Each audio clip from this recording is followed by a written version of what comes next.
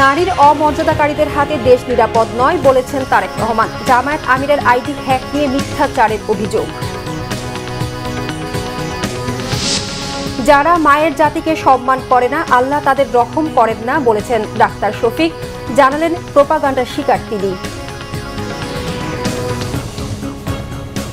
দেখছিলেন crown cement সংবাদ শিরোনাম, এবার বিস্তারিত। জনগণের ভোটে নির্বাচিত হতে পারলে দেশকে পুনর্গঠনের কথা বলেছেন বিএনপির চেয়ারম্যান তারেক রহমান। নারীদের পেছনে রেখে দেশকে এগিয়ে নেওয়া সম্ভব নয় বলে জানান তিনি। বলেন, একটি দল নিজেদের স্বার্থে ধর্মকে ব্যবহার করছে, নারীদের করছে অসম্মান। খুলনা থেকে রিপোর্ট করছেন সিকান্দার রেমান, ভিডিও ধারণ করেছেন জাহাঙ্গীর আলম, সাথে ছিলেন খুলনা ব্যুরো প্রধান আতিয়ার পারভেজ।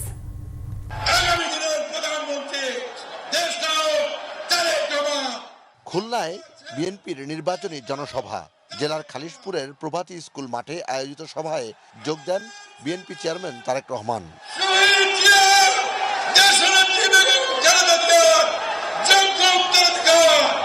যদিও সকাল থেকে মাঠ কানায় কানায় পূর্ণ, মানুষ আর মানুষ। শ্রমিক অধ্যুষিত এই এলাকার মানুষের কাছে ধানের শীষের প্রার্থীদের পরিচয় করিয়ে দেন বিএনপি চেয়ারম্যান। এই মানুষগুলোকে 12 তারিখ পর্যন্ত দেখে রাখার দায়িত্ব আপনাদের। দেশ পরিচালনায় বিএনপির অভিজ্ঞতা রয়েছে, তাই বিএনপিকে ভোট দিয়ে জনগণের নিরাপত্তা নিশ্চিতের কথা বলেন তারেক রহমান। অতীতেও আমাদের রাষ্ট্র পরিচালনার অভিজ্ঞতা বা দায়িত্বে আমরা ছিলাম। একইভাবে ইনশাআল্লাহ আগামী দিনে বাংলাদেশের মানুষের সমর্থনে আল্লাহ তাআলার রহমতে আমরা সরকার গঠন করলে ইনশাআল্লাহ আমাদের প্রথম দায়িত্ব হচ্ছে দেশকে পুনর্গঠন করা। বিএনপি চেয়ারম্যান বলেন, একটি দল মেয়েদের ঘরের মধ্যে আটকে রাখতে চায়। মা বোনদের নিয়ে এমন শব্দ ব্যবহার করছে তারা, যা নারীদের জন্য অসম্মানজনক। আমরা দেখছি একটি রাজনৈতিক দল, এই যে বাংলাদেশের অর্ধেক গোষ্ঠী নারী গোষ্ঠী, যে তাদের সম্পর্কে আমরা দেখেছি কিভাবে তাদেরকে ঘরের মধ্যে আটকে রাখতে চায়, সেই কথা তারা বলেছে। আমরা দেখেছি একটি রাজনৈতিক দলের একজন নেতা পরিষ্কারভাবে বলে দিয়েছে যে তারা কোনোভাবেই নারীর নেতৃত্বে বিশ্বাস করে না। আমরা দেখেছি একটি রাজনৈতিক দলের নেতা পরিষ্কারভাবে দুদিন আগে বলেছে যে সকল মহিলা, যে সকল মা বোনেরা কর্মসংস্থানের উদ্দেশ্যে কর্মসংস্থানের জন্য যান, তাদেরকে প্রিয় ভাই বোনেরা, আপনাদের সামনে আমার বলতে রীতিমতো লজ্জা হচ্ছে, এমন একটি শব্দ সে আমাদের সব মা বোনদের জন্য ব্যবহার করেছে, যা এই দেশের জন্য একটি কলঙ্ক স্বরূপ। খুলনা শিল্পনগরীকে জীবিত শিল্পনগরী হিসেবে গড়ে তোলা হবে বলে জানান তারেক রহমান। আইটি পার্ক সহ তরুণদের নতুন নতুন কর্মসংস্থান তৈরির কথা বলেন তিনি। সাতক্ষীরা সহ বাগেরহাট সহ এই বিশাল অঞ্চলে আজ বহু সমস্যা আছে। যেমন এই খুলনা ছিল এক সময় শিল্পনগরী, কিন্তু আমরা দেখছি গ্যাস সহ বিভিন্ন কারণে আজ এই শিল্পনগরী প্রায় মৃত নগরীতে পরিণত হয়েছে, শিল্প মৃত নগরী। ইনশাআল্লাহ বিএনপি আগামী 13 তারিখে সরকার গঠন করলে এই শিল্পনগরীকে আবার জীবিত শিল্পনগরীতে আমরা পরিণত করতে চাই।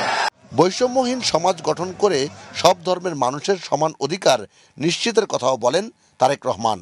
নির্বাচনী জনসভা মানেই রাজনৈতিক প্রতিশ্রুতি। বিএনপি চেয়ারম্যান তারেক রহমান বললেন, ধানের শীষে ভোট দিয়ে যদি বাংলাদেশ জাতীয়তাবাদী দল বিএনপিকে ক্ষমতায় নেয় জনগণ, তবে এসব প্রতিশ্রুতি অক্ষর অক্ষরে পালন করবে তার দল। ধনী গরিবের কোনো ভেদাভেদ নয়, সবার জন্য সাম্যের বাংলাদেশ গঠনে তিনি বদ্ধপরিকর। এবং এজন্যই বিএনপি বলছে তারা সবার আগে বাংলাদেশকেই প্রাধান্য দিতে চায়। সিকান্দার রেমান, বাংলা ভিশন, প্রভাতী স্কুল মাঠ, খালিশপুর, খুলনা।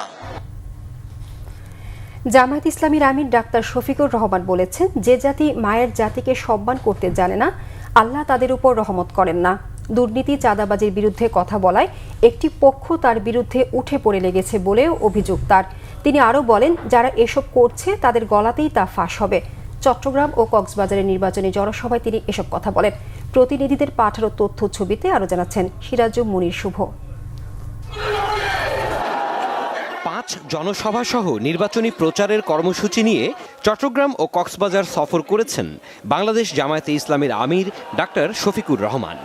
সোমবার দিনভর কক্সবাজার ও চট্টগ্রামের এসব জনসভায় কথা বলেন তিনি। সকালে হেলিকপ্টারে কক্সবাজারের মহেশখালী পৌঁছান জামায়াতের আমির। কক্সবাজারে 2টি এবং চট্টগ্রামে 3টি জনসভায় যোগ দেন। মহেশখালীর নতুন বাজার সরকারি প্রাথমিক বিদ্যালয় মাঠে এবং পরে বাহারছড়া গোল চত্বরে মুক্তিযোদ্ধা মাঠে আলাদা জনসভায় যোগ দেন ডাক্তার শফিকুর রহমান। বলেন, রাজার ছেলে রাজা হবে সেই রাজনীতি জামায়াত চায় না। 11 দলীয় জোটের এই শীর্ষ নেতা বলেন, 12 ফেব্রুয়ারির নির্বাচন জুলাই বিপ্লবের স্বপ্ন বাস্তবায়নের নির্বাচন। বলেন, বিজয়ী হলে মা বোনদের সম্মান মাথায় তুলে রাখবে তার দল। 13 তারিখ থেকে নতুন একটি বাংলাদেশ জনগণ পাবে। সেদিন আমাদের মায়েদেরকে আমাদের মাথার উপরে তুলে মর্যাদা দেব ইনশাআল্লাহ। তাদেরকে ঘরে চলাচলে কর্মস্থলে সব জায়গায় তাদের পূর্ণ নিরাপত্তা নিশ্চিত করা হবে। এরপর চট্টগ্রাম 15 আসনের লোহাগাড়া উপজেলায় পদুয়া এসিএম উচ্চ বিদ্যালয় মাঠে জনসভায় যোগ দেন জামায়াত আমির। দুপুর 2টায় চট্টগ্রামের সীতাকুণ্ড সরকারি উচ্চ বিদ্যালয় মাঠে জনসভায় যোগ দেন। সন্ধ্যায় নগরীর বন্দর হাই স্কুল ও কলেজ মাঠে সবশেষ জনসভায় বক্তব্য রাখেন। সীতাকুণ্ডের জনসভায় আমির বলেন, দেশের 5 পাবলিক বিশ্ববিদ্যালয়ে ছাত্র সংসদ নির্বাচনের ফলাফলে যে রায় হয়েছে, আসছে নির্বাচনেও দেশের মানুষের একই রায় হবে। আমরা চাই দালাল মুক্ত বাংলাদেশ, আমরা চাই চাঁদাবাজ মুক্ত বাংলাদেশ, আমরা চাই দুর্নীতিবাজ মুক্ত বাংলাদেশ, আমরা চাই মামলাবাজ মুক্ত বাংলাদেশ, আমরা চাই ব্যাংক ডাকাত মুক্ত বাংলাদেশ। চাঁদাবাজির বিরুদ্ধে আবারও হুঁশিয়ারি দেন তিনি। একই সাথে কেউ টাকা দিয়ে ভোট কিনতে আসলে তাদের পুলিশে দিতে সবার প্রতি অনুরোধও জানান জামায়াত আমির। সিরাজুম মনির শুভ, বাংলা ভিশন, নিউজ ডেস্ক। খেজুরের টাটকা রস সংগ্রহের এক অন্যরকম দৃশ্য ঢাকা ঘেঁষা সোনারগাঁওয়ে। এ রস সংগ্রহে ব্যস্ত গাছিরা। ছক বাঁধা যান্ত্রিক জীবনের ক্লান্তি কাটাতে কেউ কেউ কাকডাকা ভোরে শহর থেকে খেজুরের রসের স্বাদ নিতে ছুটে যাচ্ছেন সোনারগাঁওয়ে। সোনারগাঁও প্রতিনিধি মোহাম্মদ আল আমিনের তথ্য ছবিতে নাজমুল নিশানের টেক্সট রিপোর্ট। শীতের বিদায় লগ্নে মাঘ মাসের এই দৃশ্য নারায়ণগঞ্জের সোনারগাঁওয়ের হামছাদি এলাকার খেজুর বাগানের, যেখানে ভোর থেকে ভিড় শত শত মানুষের। মাটি ঘ্রাণ আর খেজুর রস খেতে প্রায় প্রতিদিনই গ্রামটিতে তাদের ছুটে যাওয়া। গাছিদের গাছ থেকে রসের হাড়ি নামানোর দৃশ্য তাদের কাছে উপভোগ্য। পর্যটক আর ঐতিহ্যের এমন মেলবন্ধনে আনন্দিত গাছিরাও। প্রতি বছর খেজুর রস খেতে আসি এবং খুবই সুস্বাদু। এই কুয়াশার মধ্যে মাটির হাঁড়িতে খেজুরের রস খেয়ে আমার অনুভূতিটা খুবই অসাধারণ। আমি এই প্রথম খেজুরের রস খেলাম মাটির হাঁড়ি করে, খেতে খুবই অসাধারণ এবং সুস্বাদু ছিল। আমি আশা করি আবারও আসবো এখানে খেতে খেজুরের রস।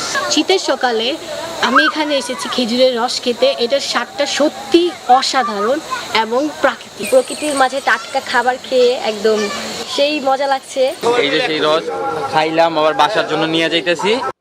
রস সংগ্রহের বৈজ্ঞানিক পদ্ধতি ও পরিচ্ছন্নতা বজায় রাখতে গাছিদের নিয়মিত পরামর্শ দিচ্ছেন কৃষি কর্মকর্তা। আমরা কৃষি বিভাগের পক্ষ থেকে নিয়মিত এটা পরিদর্শন করি এবং প্রয়োজনীয় পরামর্শ দিয়ে থাকি এবং চেষ্টা করি যে তাদেরকে প্রশিক্ষণের মাধ্যমে এবং বিভিন্ন সহযোগিতার মাধ্যমে এটা কিভাবে আরো সমৃদ্ধ করা যায় এবং আরো সম্প্রসারণ করা যায়। রস উৎপাদনে সরকারের বিভিন্ন উদ্যোগের পাশাপাশি প্রণোদনার দাবি জানিয়েছেন গাছিরা। Bangla vision, news desk. এই ছিল এখনকার মতো। পরের সংবাদ সকাল 11টায়। এতক্ষণ সাথে থাকার ধন্যবাদ।